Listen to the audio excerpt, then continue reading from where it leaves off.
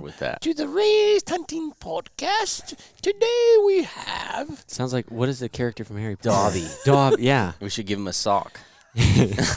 Yeah, and then he's... Dobby only has one sock. No, we do not give him a sock. Dobby free! That's why we wouldn't give him a sock. Does he do like this? You know what I hope the deer think I am? A Dementor. Oh, my gosh. That's why I wear my skull mask, so the last thing they see is very scary death. I am the Grim Reaper of the deer. I don't know what has gone on here because I don't know any of this stuff that they're talking You're about. the one that started it. But I didn't know what I was doing. I just did something. Yeah, Dobby. Dobby only has one sock. Okay. Dobby So, first of all, we're going to thank the young man. I'm assuming young man. How do you know if it's a young I don't man? know. It could be an old guy. Okay, we're going to thank Brandon Pagel. Right? Brandon Bagel. I don't have And a if clue we- how to say your last name, man. But if we- appreciate it. If you flip that P upside down and you turn it around, that says bagel. That does not. Yeah, it would. If Yeah. you flip the P upside down and you turn it around, it's bagel. That shows you how fast my brain works compared to yours. Okay, so first of all, the only reason we said Pagel is because we did look at bagel, and it's spelled the same way with a P. And it ain't flipped upside down. I did and not turned have to around look and all at how that you nonsense. spell bagel to know that it looks like bagel. No, it's just Okay. had us made thinking about the great American bagel. Okay, I'm quitting. In Billings, I quit. Montana. If someone wants, if there's someone out Sponsor there us, please. that wants to be part of the podcast, just put it. Start turning it. Everyone can. You can, instead of reviews, put in your resume, because I give up. I can't control this any longer. It's grown. You started We it. should do that. We We need- should have him put in a podcast It's a- resume for David's podcast and for our podcast and see who gets more. Oh, yeah, I agree. Oh, I blow you guys. They got to away. be. And they're- Unfortunately, I think he might win that one. No way. They need Dad on here just so that they see someone get roasted every week. Yeah. That's it. Okay. Ooh, ooh, ooh, very funny. Warren's wacky fact. You want to do that and get it over with now? Because it's He stupid. probably doesn't have it Yeah, yet. I'm not prepped for that. He has to do it during the podcast. Yeah, so he- well, because someone's got to pull these reviews Okay, up. we have got to get started here. Yes, I know. I've been trying to start for the last 30 minutes. What? I'm just hoping somebody will give me a sock. I don't know what you're talking about. So It's from Harry Potter.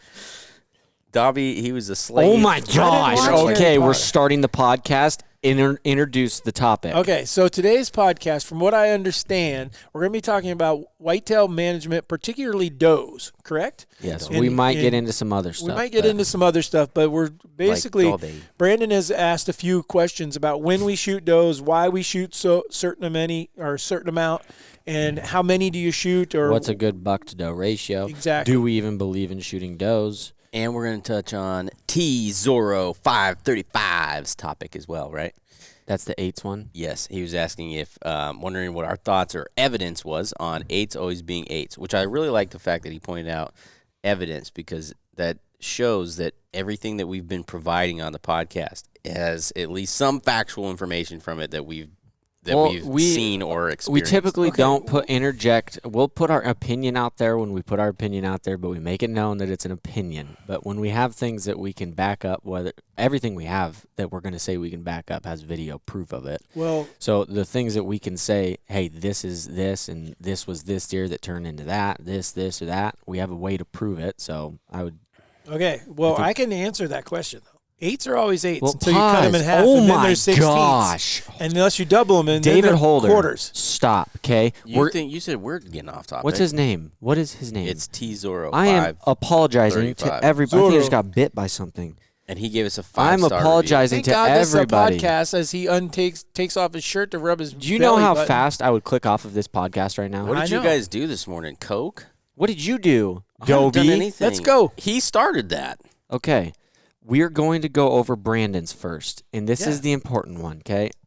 I like The- T Zorros. I like T Do Zorros. We're going to get into it, but I would rather get into it Do very we believe well. in shooting does?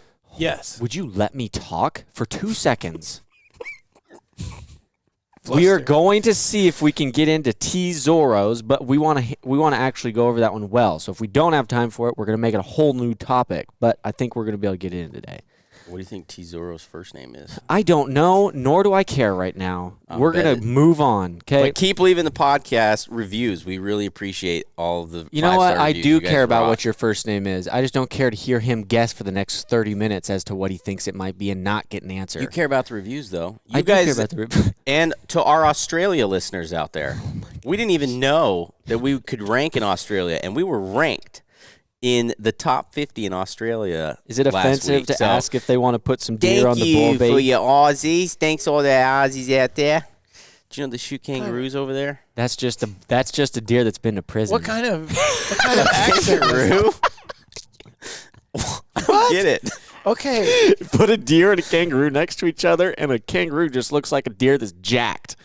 There's a deer that went to prison and came out yoked. Except it's on two legs Now I and have bounces 2 legs. around and has a pouch. Yeah. I mean, yeah, they're pack. ripped, but I'm not seeing the comparison of deer. Okay. Are we? Okay, anyways, let's go talk You're about does. going off on tangents here. I thought you wanted. I'm starting. Yeah, you go ahead. I know they're yoked, but it does not look like a deer. Okay. Doesn't. Easton's showing everyone a jacked And Nick doesn't care to even zoom in on it. I don't care. I'm done with that. a jacked kangaroo. I'm going to have people send in the Aussie reviews. version Okay, of the I'm hood. going to take a stance on this first part. Do you believe in shooting does? Yes, we believe in shooting does. Number 2, For I'm not sure. going to tell you this, but we did I had a friend of mine, I'm not putting any names out there, that sent me a little something about some people that supposedly follow raised hunting, that clearly don't, that say that we don't give a crap about shooting does. We put our nose up to doe management, and we have and we don't know how to manage deer or care to manage deer. All we care about is a trophy buck. So this is a wonderful topic to discuss, because if anybody does actually follow raised hunting, they would see the annual picture of David's freaking lottery tickets of 17 doe tags, and just about everyone gets filled. So What? We believe in shooting. No, they does. actually said We that. may not know how to manage deer, but we shoot the crap out of does. That's fair. Who said that? I don't Air them out. No, I don't know their names. Their podcast or whatever it was had like 2 views, so I don't even remember what it was Oh, called. they said this on their podcast? Uh-huh. It must hurt to look that dumb. Yeah, well, they sound that way too. So, Yep. anyways, do we believe in shooting does? Yes, we do. And there's lots of benefits. There's lots of benefits for us and the herd itself for shooting For does. sure. And so let's go over a little bit. I guess the first one you could ask right there is shooting does. What are you looking for a healthy buck to doe ratio? It's supposed to be 1 to 1. 1 to 1. Yeah, Or the most I've ever seen, like at reading like biologists' papers and stuff, is 1 to 1 or maybe 1 buck to 2 does. But and that's like I found one that said that, and I think that's out there. I mean, it makes sense in my head, but I think honestly, if you think about it, I mean, I don't know what's the word I'm trying to say, that just it makes common sense that 1 to 1 is better than 10 to 1, because if a buck has 10 does to pick from, he never has to go anywhere. He doesn't have to go search and look or anything like that. The does are going to come to him. Well, I didn't think that we were going to get to this in the first 2 minutes of the topic, but I was going to say, what is the effect of harvesting does, and how does that affect the rut? yeah. So you're already there, so let's tackle it. Okay. Well, real quick though, I still am just having a hard time grasping. Whoever said that, I'm sorry. I hope you're listening to this. You're a moron. Like, at least do a little research before you go just blabbing your mouth. Okay. Jeez, man. Obviously, you struck a chord with Warren. Well, come on, dude. Like, I literally ran out of arrows last year and didn't even realize it until like halfway through the season. I was like, oh my God, I got to get more arrows because I've shot so many flipping does. How many did you shoot? I think I shot 8 or 9 with my bow. You shot more than that. No, not last year. Last year I was off. The year before that I was right at 1,000 pounds, which I think was. I guess that probably 10. makes sense because I'm pretty sure I shot 6 And I think because I I had 8. was a few behind you, and at that point I was just tired of gutting does. Right. So we're at 15 does or something like that, just between Dad and I, and that's not counting everybody else, Alyssa friends and that we brought or all the other anything like people. that. So, anyways, I blame Joey for my no doe success last year. And I know he's Easton going to and them listen were to this. trying. It just was a little bit of a lack of So- success on it. So to answer the question, yes, we believe in shooting does.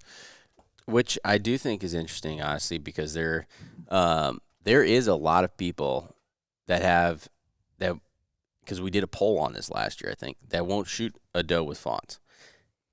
I personally will shoot a doe with fawns. Now, if I think that they're on still need mom, Right? No, I'm not shooting her. Yeah, I'm me not shooting neither. her. But other than that, I mean, one, at least our population around here, like, I'd say 85 to 90% of the does have fawns. I will say, if I have an idea that it's a doe from that year, I try to avoid shooting it for my own sanity, feeling bad. Well, what I'm trying to do is pick out the biggest, fattest one because I got to try to keep up with Dad in our doe comp.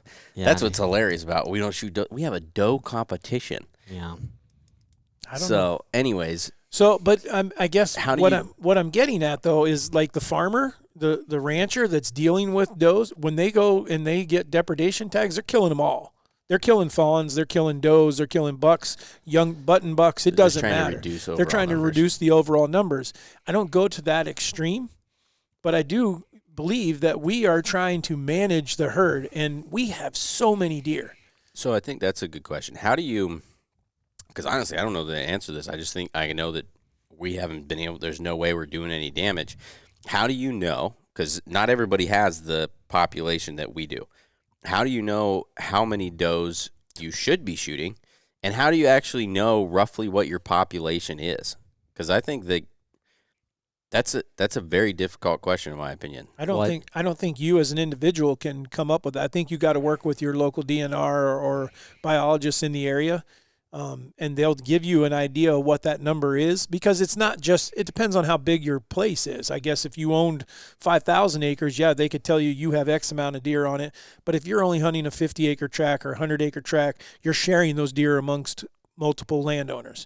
And so you need to know what the deer numbers are in that area. I can tell people without a doubt that Madison County, where we live, is one of the highest densities of deer, period, in Iowa.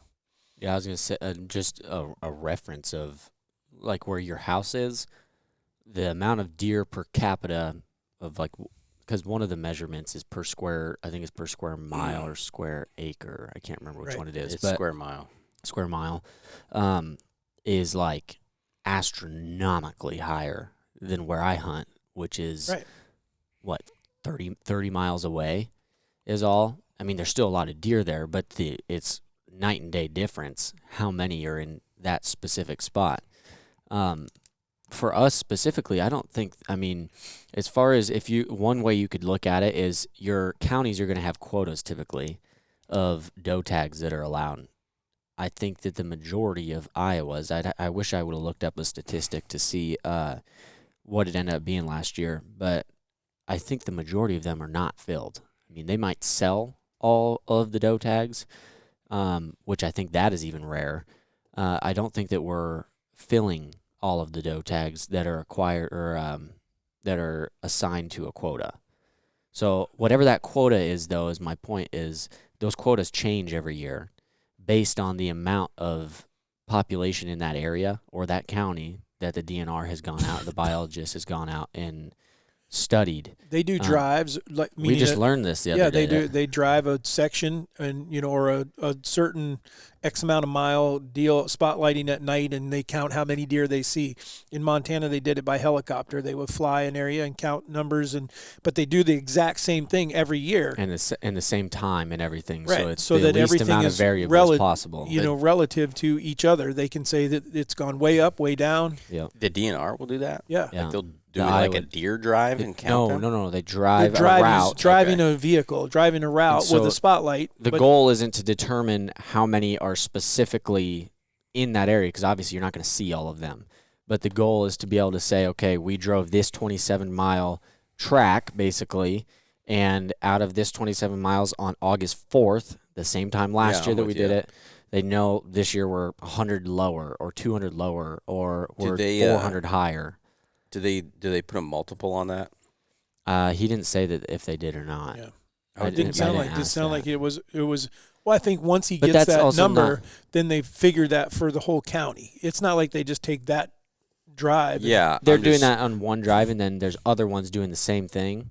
in So other they're areas. getting a pretty, I mean, the amount that it sounded like that they actually have their tracks and everything lined out, it sounded pretty well like, I mean, they're covering the majority of it that they're going to be able to count without like going in a helicopter. A helicopter isn't even going to benefit you in Iowa No. during the summer with all the trees and everything. and not in Montana either. No, but I mean, I don't even know how you would physically. What count I just that wanted many. to be really curious. I don't feel like that could be that accurate. No, I I mean, don't think it's necessarily accurate for the total population. It's accurate. It's showing. It's where it was a big play is for when we have EHD come through and things like that. They're able to Down tell us 60% or yes, Yeah, and so it that's could show overall. because that's is what I could it's showing. ask him is like how long do you think it takes when we have a big EHD outbreak? How long do you typically see it to where we get back to where that population was before it hit? And it was anywhere from 4 to 5 years is where they finally got to the point where the population as a whole was about back to the same, but the age structure could possibly be extremely screwed up, which is what we did experience in Iowa for when we moved to Iowa in 2012. According to everybody that was here, 2012 got wiped really, really bad with the EHD. In the next 4 to 5 years, the age structure was screwed up as well, according to everybody that So think was about lived that. around So here. so there's the perfect scenario of whether you shoot a doe with a fawn or not, and that is if you don't and EHD comes through, guess what? You're killing them all, and they're going to die. I mean, if you've ever seen a deer die from EHD, it is a horrible death. Yeah. I mean, it's quick relative to having a disease, but it's slow relative to a weapon. yeah. that's not necessarily preventable by us, though. No, but that's what happens. Mother might be able to Nature limit it takes some. takes care of when the numbers get just too high. much. Mother Nature steps in, God steps in, whoever, and says, "We're going to we have to do something here," and it wipes them out. Yeah. You know, whether it's So I think let's to try to give some tangible information. Can we put any kind of parameters on? If you're seeing X amount of deer, you should probably be trying to shoot X amount of does. Or if you're in one sit, in October, if you sit and you see 30 does and 1 buck, you need to be shooting you as definitely many does as you can. Or you're seeing 2 bucks and 5 does. Well, why don't we do a little bit? This is going to be somewhat difficult, but if we take Dad's area where he's at, and we can take certain types of information here, you can take in one of the stands that would be across from your house, that you can see like all 3 of the fields that we used to have it out in the middle. It was an awful stand because you'd see every freaking deer in the country, but you would never have anything close. But you take that, and you could probably guesstimate how many deer you think you're seeing in an evening or in any sit. And you could also take into account your neighbor and you yourself as far as what the DNR has offered for depredation tags, because they go through and they do their like their crop damage Right. and the amount of how high the population is and everything. And so they set aside so like your neighbor can get. He had one year where he had 100 or 150 depredation tags. Granted, he had, a significant amount of land. Well, I can give you a little bit of that. So we own, at the time when they offered it to me, I only had 47 acres, a 50-acre tract. Yep. And they offered me 40 doe tags. Yep. Okay, because they said our population was so out of balance that we needed to do that. We need you guys to help us in killing does. Yep. And then I think that was the year after, real close to when he had 100, Exactly. 150 of Yep. them. And so they're doing, I don't know what their math equation would be there, but in reference to that, so around that time, you're acquired, or what is the word I'm freaking looking for? You've been, not appointed,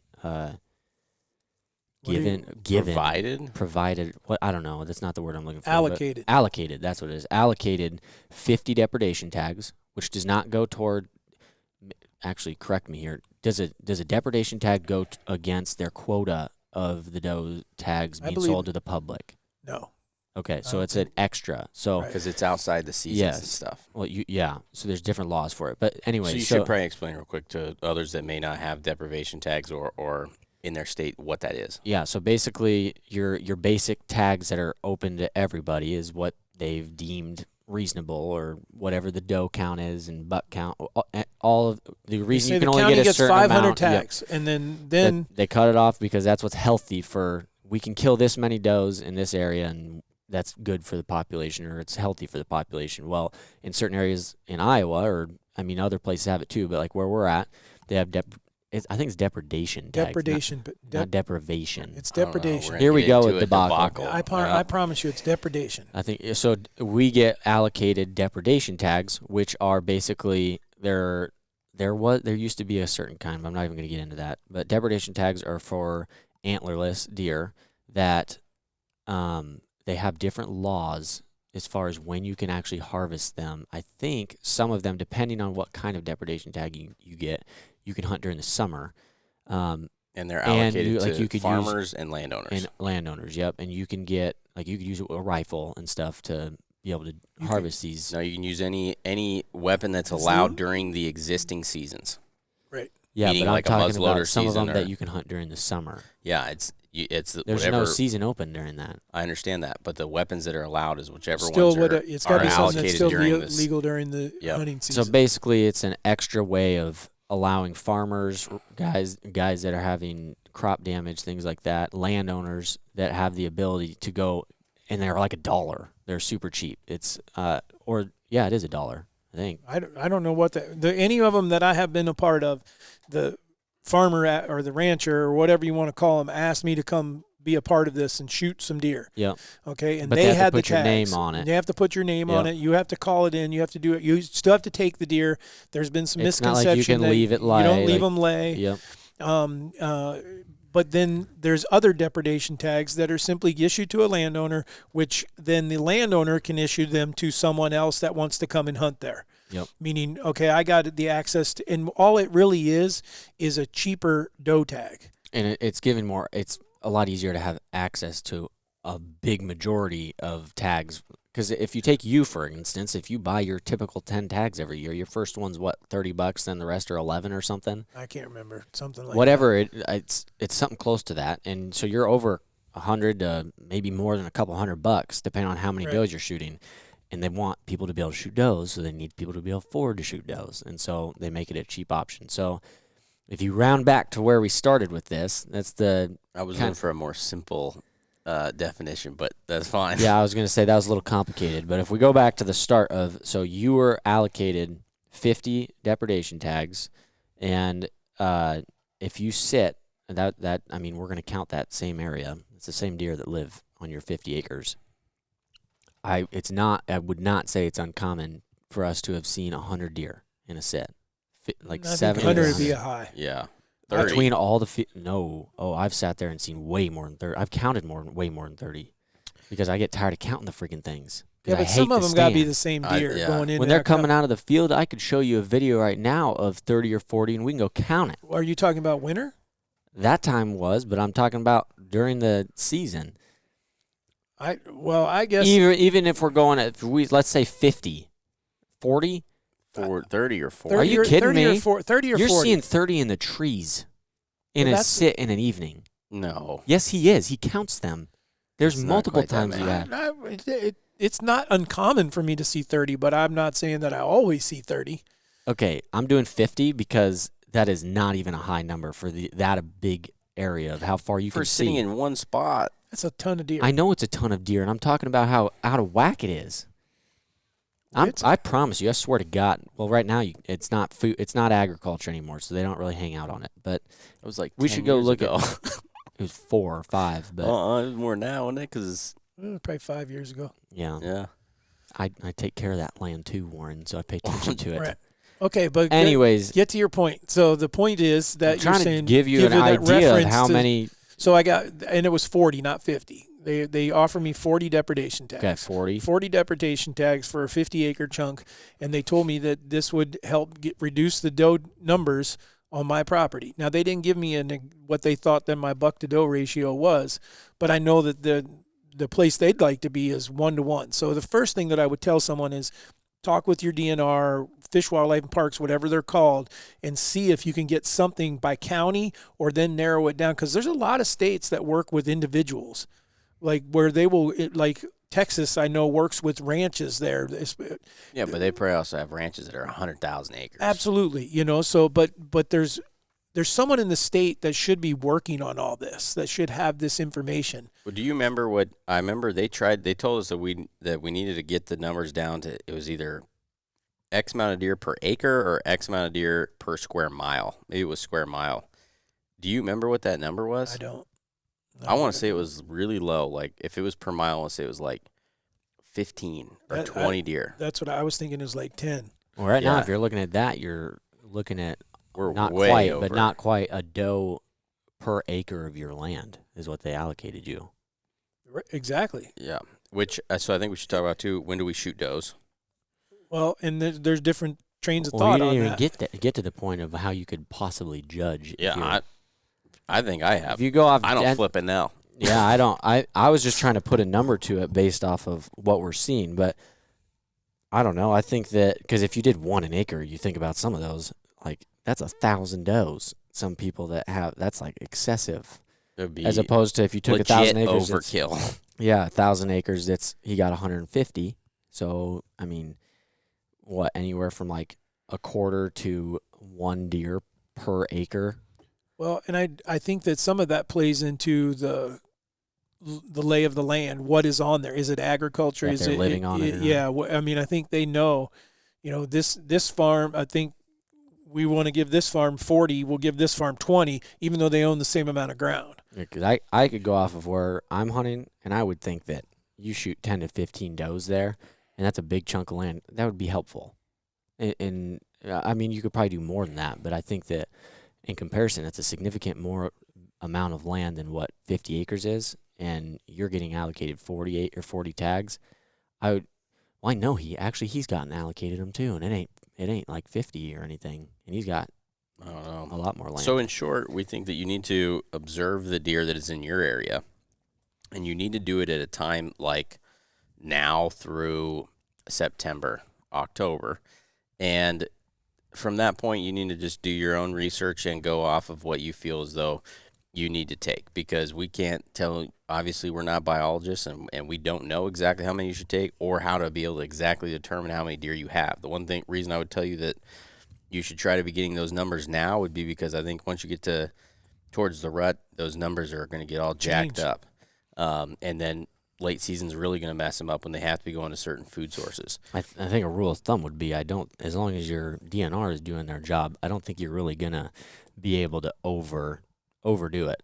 Yeah, if you have the tags available, unless you're the only one in the entire county. That's I think one doing thing it, you but- could definitely do that you could say, okay, I definitely need to shoot more does, is if you do pay attention to your buck to doe ratio and see, okay, and you're going to have to use common sense, because if you go and look at one field where there's a whole bunch of does and all your bucks are in bachelor groups and they're just over in a different field, Yeah. you don't want to be like, well, my freaking buck to doe ratio is 10 to 0. I have no Yeah. bucks and 10 does. But try and use some deductive reasoning and look at that. And like, I think I'm trying to think of honestly what I'd say I feel like our buck to doe ratio is. It was 8 to 10 to 1 at one point. That's how out of whack it was. I feel like one of it's the biologists I had read pretty in good the now. Madison County was at one point it was 8 to 1 and then 10 to 1. I don't know what it is right now. That was like 6 or 7 years ago. I don't think it's quite that bad. I feel like we have a lot of young bucks. Yeah. That's what saves us on the buck to doe ratio. So we might only be 3 or 4 to 1. I think that it has But- come way down from what it was. I think some other places we hunt, it's more like 3 to 1, maybe 4 to 1. Right. So it's not. That's But not but also terrible. I don't know that the quality. I think had we lived here before 2012, I think maybe we'd have more information on that. I go off of what the landowners that were here before then. We've lost some quality because the numbers are so high. From what it sounds like, it doesn't sound like it's gotten back to what it was before that either. Correct. Well, I That's think 10 we should- 11 years later. I think you should reference what is the theory there. Basically, Basically, that the big bucks are having to compete for food, and so therefore, when they're competing with 100 does, where 15 years ago they were only competing with 30. so I was going off the EHD though. in essence, they're saying that the higher the population of deer, the less food, the more pressure, the more stress put on each other by the herd population the smaller the antler size, right? And maybe the less overall health of the deer. It is the Yes. overall health of the deer. I mean, the overall health of the deer goes hand in hand with the size of the deer, as far as if you care about the antler size. But if you say that guys that really care about age structure and things like that on their farms are just trophy hunters, well, they actually are.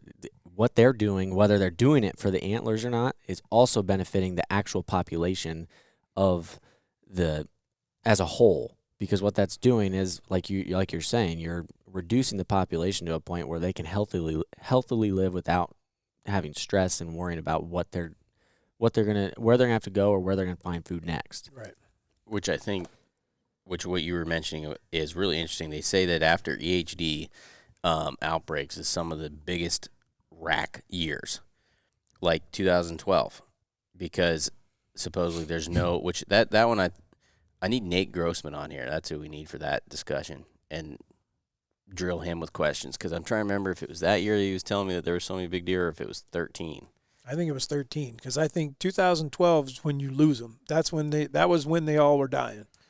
Yeah, I'd have to ask him. But basically they were saying that the year after EHD, there was a ton of huge deer, because there was so much less competition. Hold on, when you say a ton of, relative to how many deer there was less deer. Yeah, less deer overall, but the deer that were there, it wasn't like there was, just for number's sake, 1 out of 10 was 200. It was 1 out of 10 was 220. Like, they were humongous, and it's obviously was nowhere near that high. I'm just giving you numbers for a reference.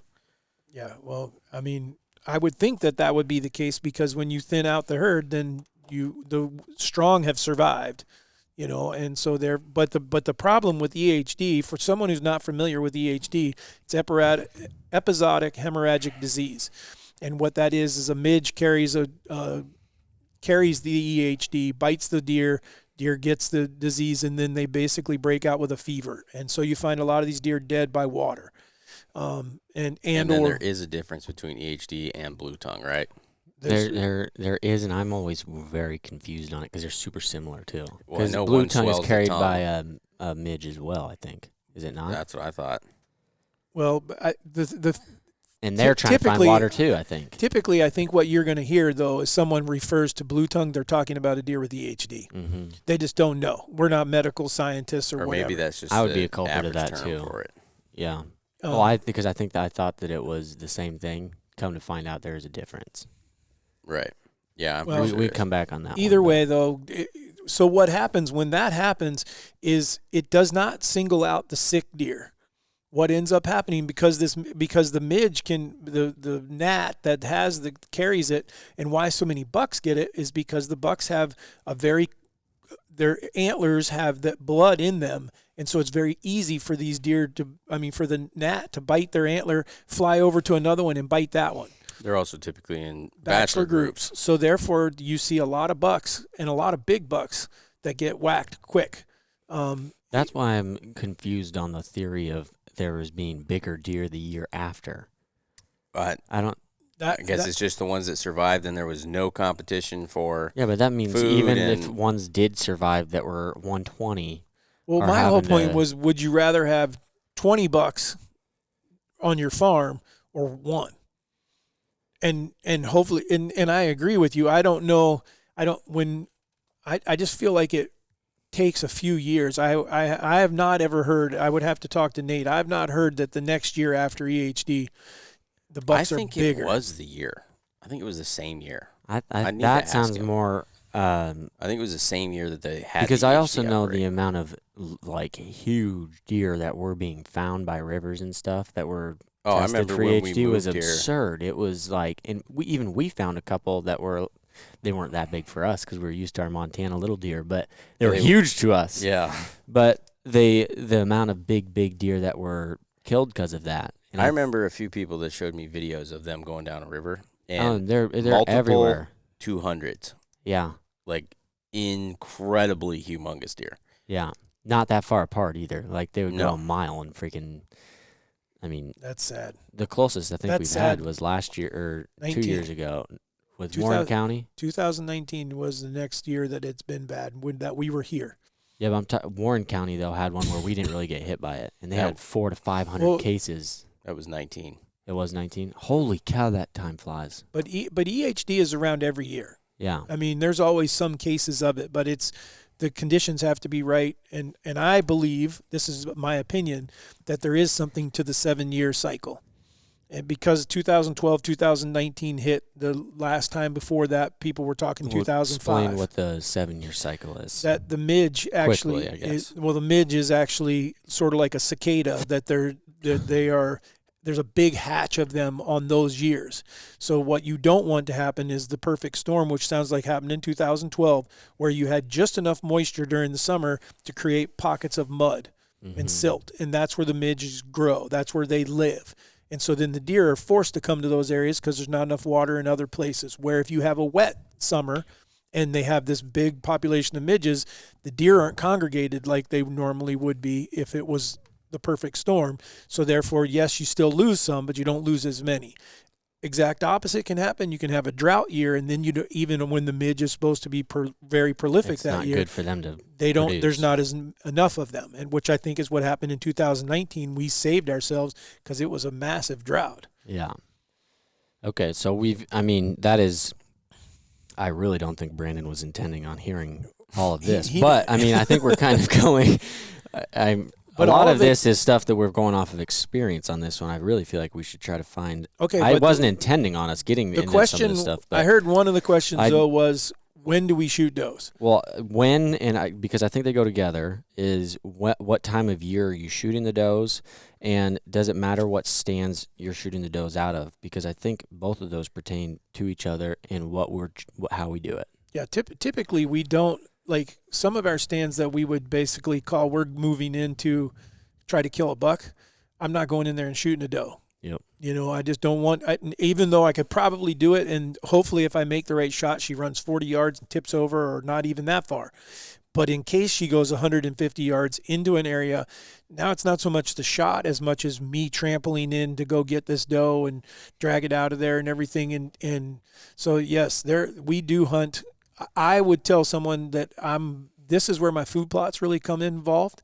I'll sit on the edges of my food plots because and target does. Well, that was the third part of that. What food sources are you using to shoot them off of? So the first thing you needed to go was when. When. And we shoot our does early, which is tough because you could be hunting bucks. But if you want to kill resident does that live on you, does that you actually are lessening the population in your area, if that's what you're intending to do, you need to shoot them early. If you're just trying to kill does for meat, you can kill them whenever. You could kill them late season. The DNR will tell you. I mean, they came to me and told me that we'd like you killing these does before November 1. And that was the number they gave because that's not because of residential though. It is because of residential. What doe is moving? All of them. Does are moving too. Does start moving. Well, the rut comes in, bucks start chasing does, so some of the does move to another area or another doe runs into your area. But once winter, I never heard this. Once winter starts, a lot of those does are going to move. They're going to change to a food that's source. That's just a herd finding Absolutely. where food is. But I guess I didn't. I'm slightly going to argue with you on this, not just so I can try to learn this. It doesn't make any sense for me in my head why the theory of a doe moving makes zero sense in my head actually, because bucks are starting to move to find other does that aren't in that area that are in heat. So why do does need to go anywhere? Bucks have a reason to go somewhere during the rut. Does don't need to go anywhere besides the fact that they might get chased for a little bit. Well, I'm assuming that's what they're referring to. All I'm telling you is what he told me was that we would like for you, if we give you these tags, we would like for you to shoot these does in the early part of the season before. Now, his main thing was talking about before winter takes over and forces them. Yes, you can go shoot more does, and it's easier to do when they're on a winter pattern. They're coming to a food source. Yep. I'm thinking of their breeding cycles, though. They're saying before November 1st so that once they're bred, you're not shooting does that are going to be having fawns next year. They're not worried about that at that time. I mean, those deer wouldn't even be. No, but they might have been bred already after November 1st, and if you're going to start shooting them, then you're going to be taking away however many fawns that thing was going to drop. But when you're trying to reduce a population, yeah, that's a good thing. Yeah. You know, they're not looking at killing one doe; they're killing possibly 3.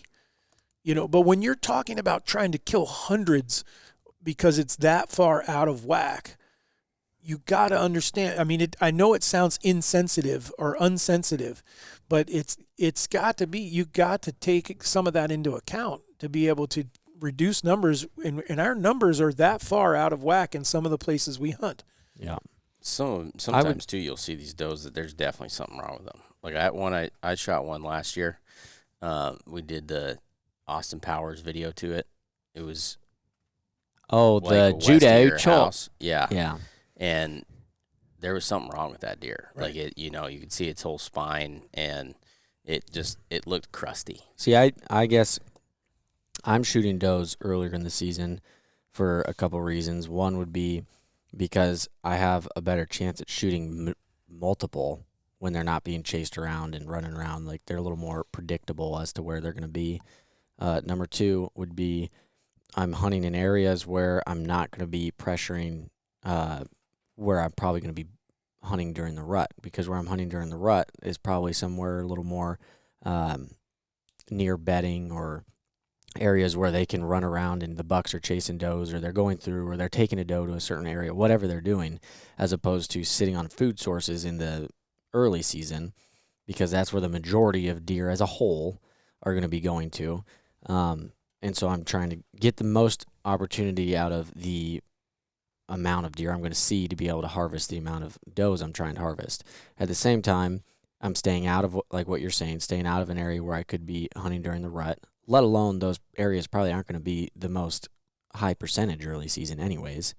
And number 3 would be because that was always my thing. Like, if they've been through the rut, that's why it's never really made sense to me for them to open up in Iowa specifically a doe season at the end of the year for multiple reasons. One being after the season's already gone through, and all those deer that have been bred or whatever that has been lined out for the year, for the upcoming year, you have no idea what you're shooting. That's number 1. Number 2, you could be shooting shed bucks.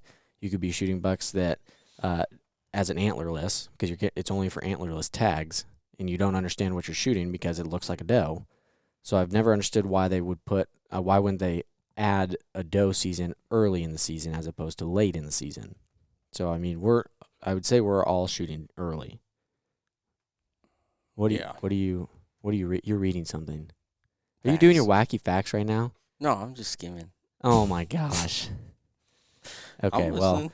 I would like to look into that, because I don't think that it's only for resident does. I don't see why does move. Do you have an opinion on this? Because this would be nice to. I kind of agree. I feel like I don't see why does really would move until you got into late season where they need to move for food.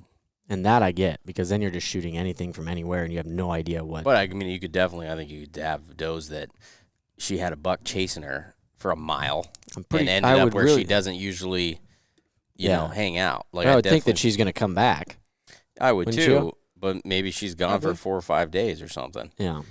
Where when none of that's going on, just you're controlling the amount of deer that you know are resident deer, no doubt, by shooting earlier. I think the thing that we ought to be addressing here is the hunter, and the hunter that's sitting in a stand going, do I shoot a doe when I have a buck tag in my pocket and I only have X amount of days to hunt?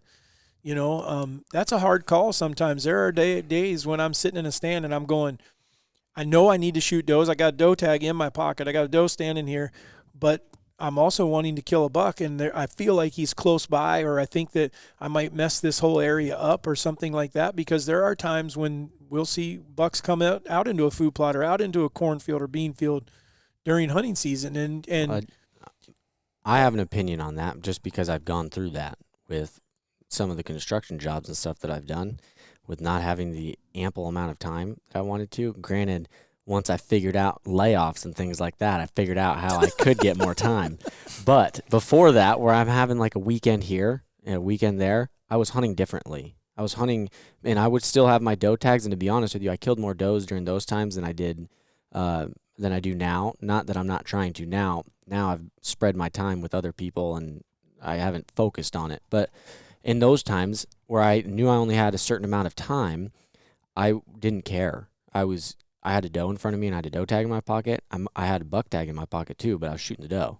And so I think I would average 2 or 3, which isn't a lot. For some people that's a lot. Some people that's not a lot at all. But, and granted, those seasons I ended up like right up to the end of the year harvesting a buck, and it wasn't guaranteed. But in my shoes, I wasn't hunting for like how I hunt now is I'm looking for the amount of does that I'm trying to hunt right now. But I do have the opportunity to be able to say, hey, I'm going to try to do it in a different area or avoid shooting one right here because I know there's a buck here because I have the time to be able to. It's not like I'm just going to completely avoid shooting a doe altogether. I'm still going to shoot the does. But in the case of the guy that's only got a week, yeah, I'm still shooting does too. How many guys, though, are honestly on a buck the first week or two? I never am. But my deer are also moving in. I don't know that we've had many that I felt like we had a legitimate chance at killing the first 2 weeks. Once in a while, I mean. Well, we've never killed one that early. I thought he's killed one. We thought that last year, does. We did think last year I had a good line on one that we thought that I would have a good opportunity at, and that didn't end up working out. RJ? Elway.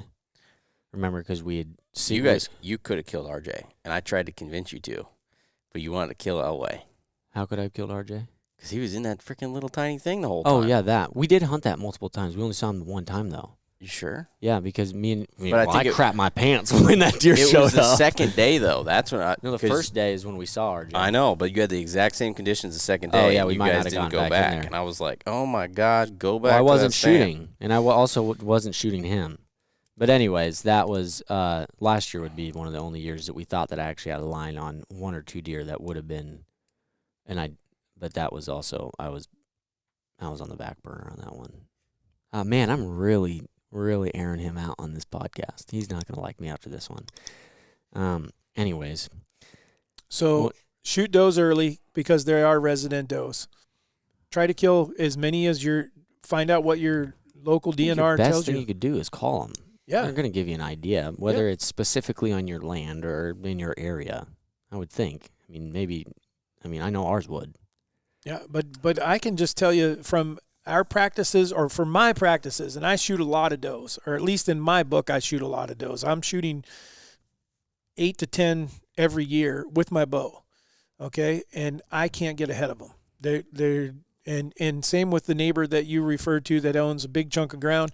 He shoots way more than that. They wait till later in the season to shoot them. They shoot them with guns, but they're killing 25, 30, 40, 50, 60, continually, and we still have a major deer problem. We are not shooting enough.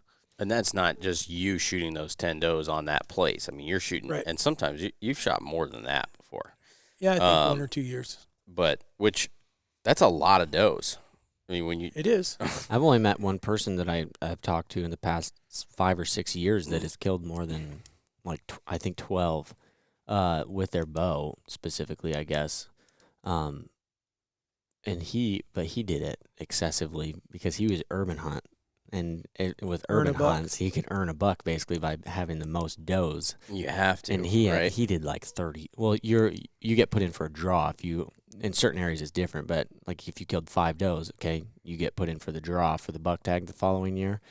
Well, if you have the most out of everybody, then you're guaranteed a buck tag for the next year. And he killed 32 freaking does with his bow.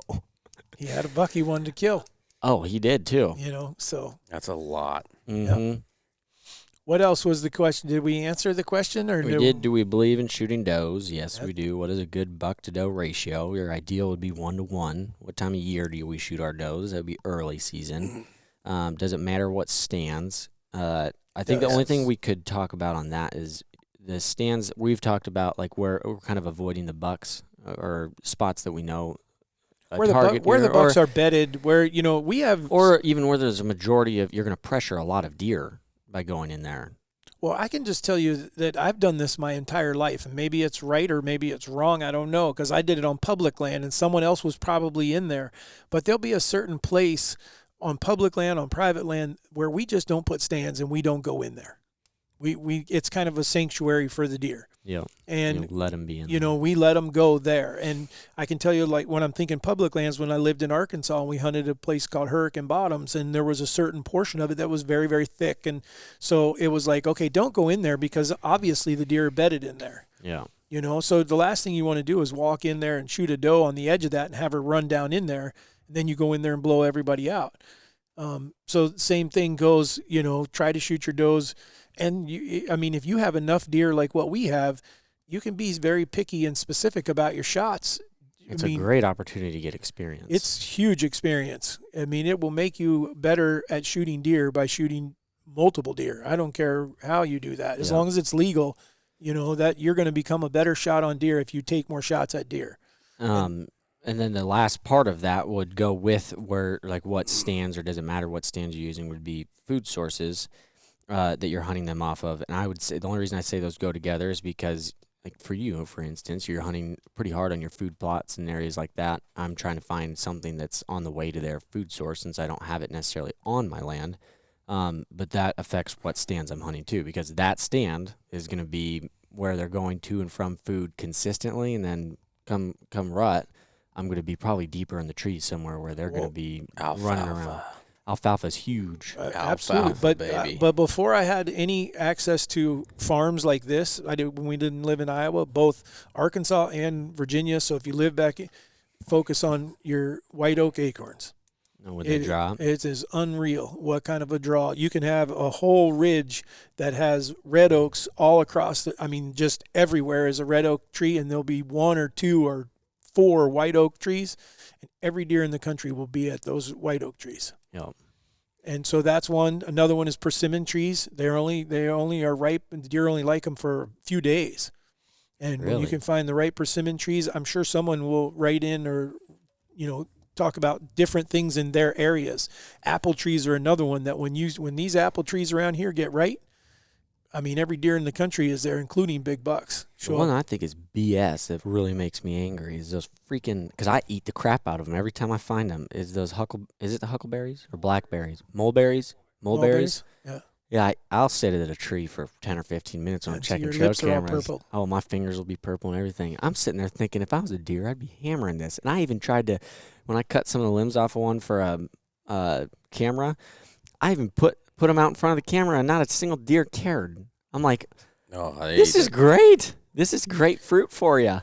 I think you gotta. I think you can definitely shoot a lot of does though without having to go right into your best spots. I agree. And you can be careful. Like, we'll shoot them in fields, meaning alfalfa fields and stuff. But like at the same time, if we have a really, really good cold front or something in October early, we may not shoot does that night. Because usually you can kill them on the hot nights too. Point being, if we're not just putting it on the. We're not just avoiding it altogether. Yeah, I'm shooting does no matter what, 90% of the time early, but I'm saying I think you don't have to go and sacrifice your best spots and shoot your bucks. Usually you can get quite a bit more. Worlds. Yeah, you can get does are quite a bit more forgiving if you have populations like we do. I agree. So, I think we. I will say sorry to. Is it Zorro? Yeah. Well, it's like Zorro 89 or something. We'll get you on a whole nother podcast, because I think we have some other things we could combine with that one. Yeah, because we don't need to bore you guys any longer on this one. Yes. Shoot those. But we do have one more very important section. This one totally hurts my ego. This is great. and I think probably 98% of men, the world's most successful pirate was a woman. Didn't hurt my ego at all, actually. But that really surprises me. I didn't even know women were pirates. Tell me you've ever thought of a pirate and thought of a woman with a patch going, "Arr." That woman was before her time. She knew how to manipulate the man. Yes, she did. The 19th century Chinese pirate Qing Shi, a former sex worker and widow of fearsome pirate Cheng Wan, became a hugely successful pirate in her own right, succeeding her husband and eventually commanding more than 1,800 pirate ships and 80,000 men. Wow. The secret she'd learned about her powerful clients at the brothel also came in handy.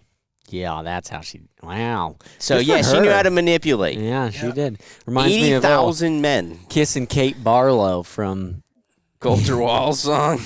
No, Kissing Kate Barlow's Holes, the movie. She's the one that freaking I think lures all the guys because she's hot and kills them all. I think that must be a Western person because I'm pretty sure that Coulter Walls is Kate McCannon.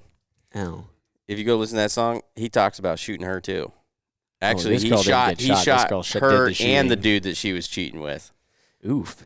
All right. Well, as I mean, let's not get too far into this one. So go ahead, Dad. So I think we're going to wrap up this podcast because it took us a while to get started, and it's taken us a while. I don't want to take that long to get out of here. So we appreciate you guys. Again, thank you to Brandon Pagel. What? Free Dobby. I don't know what that is. But anyhow, he's making some weird voice. Send but us thank a you. sock. Thank you again, If Brandon. somebody sends us a sock or asks us, I will send you our address to send us a sock. Please send us a sock. Me and Warren are Harry Potter fans, so This is Raised Hunting signing off. I got to read it. Easton had to watch it. We'll talk to you guys later. Thank you.